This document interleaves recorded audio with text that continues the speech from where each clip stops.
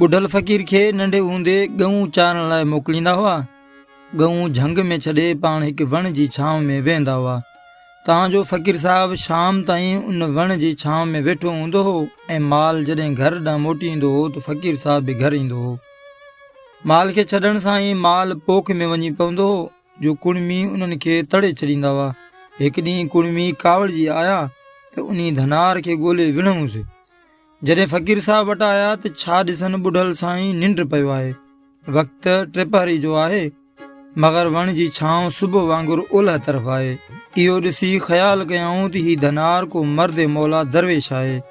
मंझसि का अहिड़ी मणिया आहे जो वण बि हिन जे अमर में ख़िदमतगार आहिनि। तंहिं करे हिन खे कुझु न चऊं, मतां अलाह न नाराज़ थिए। इहो चई हू वापसि हलिया विया।